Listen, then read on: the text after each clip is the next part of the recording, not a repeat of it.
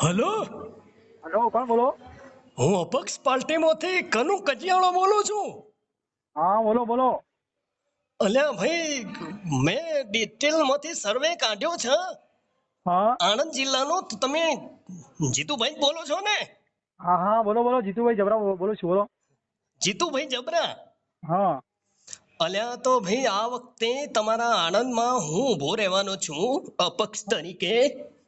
હા. તો મને તમારા ગામ પ્રત્યે એટલી કહેવાય ને કે લાગણી છે ને એટલો વિશ્વાસ છે કે તમે આ વખતે મને જીતાડજો એવી ખાસ પણ મારી નમ્ર વિનંતી છે ભાઈ.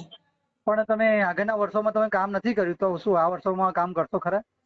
અરે ભાઈ, એમાં એવું છે કે કોઈ પણ વસ્તુ કે વ્યક્તિ હોય ને એને એક વાર તો મોકો ભગવાન પણ આપે છે. તો તમે તો જનતા છો, જનતા ધારે ને તો ઘણું બધું કરી શકે. તમે ભાઈ એકવાર મોકો તો આપી જુઓ. તો કઈ વાંધો નહીં, મેં એકવાર મોકો આપે છે. મોકોમાં કંઈક થાય તો ખરું. હા, મોકો આપો. પહેલે ઇસ્तेमाल કરે ફિર વિશ્વાસ કરે ભાઈ.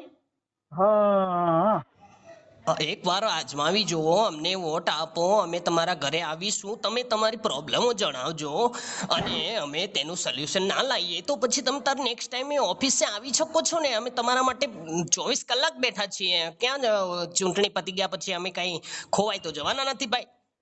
તમારી ઓફિસ પણ ક્યાં આવી? અમારી ઓફિસ અહીંયા કડીમાં. અચ્છા. હા, તમ તારે અને હા, તમે ઓફિસે કદાચ ના આવી શકો ને તો મારો આ પર્સનલ નંબર જ છે. આ પર્સનલ નંબરથી જ તમને કોલ કરું છું, કારણ કે જનતા એ મારી ભગવાન છે ને, ભગવાન સમાન છે ને. તમે છો તો હું છું, મતલબ એટલે માટે મેં તમને મારો નંબર પર્સનલથી ફોન કર્યો છે. તમે તારે એની ટાઈમ કોઈ પણ કામકાજ હોય મને ફોન કરો. અચ્છા, તો બોલો. આવો આગળ વોટિંગમાં તમારી શું શું તમારી શરતો છે? તમારી શું શું તમે કામ કરશો? તમારું શું આગળનું?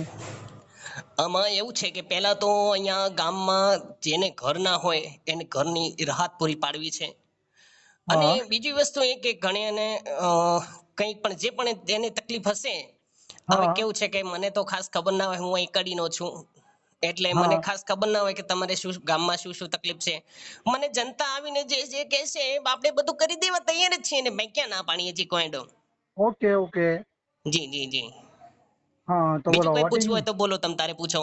તમારા વોટિંગ ને તમારે આપણે વોટ આપવાનો સમય ક્યારે છે, અને તમારું શું નિશાન તમારું શું છે તમારું? ભાઈ, આપણો સમય જે છે ને એ હા. સવારે 10 થી 5 નો રહેશે ભાઈ. અચ્છા અચ્છા. ઓકે જી. ઓકે.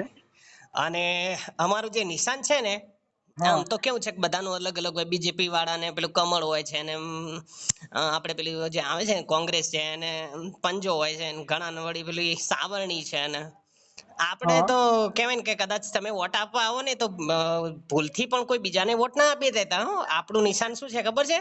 હા. લેબુ. શું શું શું? લેબુ. અરે, આવું નિશાન કેવું? અરે શું કરીએ, લેબુ અમે કેમ રાખ્યું છે ખબર તમને? હા લીંબુ તમે જોજો કે ગમે ત્યારે તમે દવાખાને જાઓ. અત્યારે તો ચોમાસાની ઋતુ ચાલે છે એટલે ગમે ત્યારે તમે દવા જાશો ને હા એટલે ડોક્ટર તમને જોજો લીંબુ પાણી પીવાનું જ કહેશે ભાઈ. હા અને લીંબુ જે છે એ હા ગમે તે વ્યક્તિ હોય, હા એ ગરીબ હોય, મધ્યમ વર્ગીય હોય કે અમીર હોય, હા એને લીંબુથી ઘણા ફાયદા હોય છે. ઘણા પોતાના શોખ ખાતર રાખે છે, ઘણા હા. પોતાના સ્વાસ્થ્ય ખાતર રાખે છે. એટલે ઓકે આ ઓકે. લીંબુ જે છે ને એ હા તમારા જિંદગીના સ્વાસ્થ્ય ખાતર છે. હા, બરાબર. એક વાર લીંબુ દબાવશો ને વારંવાર ખુશ થાશો. હા, તો પછી રસ રસ મળશે એનું? અરે, એકવાર દબાવી તો જુઓ, પછી તમે જુઓ કે કેવો રસ નીકળે છે. મારી માની સોગન. અરે, એ તો નથી લે મને તો બધા ખાલી બધા બોલે જ છે એટલું જ ખાલી. અરે, એ બધા નેતા હોય છે ને મારા ભાઈ. તમારે શું જબરાભાઈ કે જીતુભાઈ? હા, જબરાભાઈ જબરાભાઈ છો ને તમે? હા, જબરાભાઈ મતલબ એ શું છે કે ઘણા એવા હોય છે કે એવું કરે છે, પણ આપણે તો તંતર એક વાર લીંબુ દબાવી જુઓ, હા. રસ નીકળે તો ફરી દબાવજો, નહીતર ક્યાં આપણે કઈ ફોર્સ છે કે વારંવાર દબાવો. ઓકે, કઈ વાંધો નહીં, મળીએ તો. આ તો આવશો ને ભાઈ વોટ દેવા? Okay okay. હા, જરૂર. આવશો ને? હા હા. ખાઓ, એક વાર લીંબુની કસમ ખાઓ. ઓકે તો બોલો એકવાર લીંબુ દબાવો. ઓકે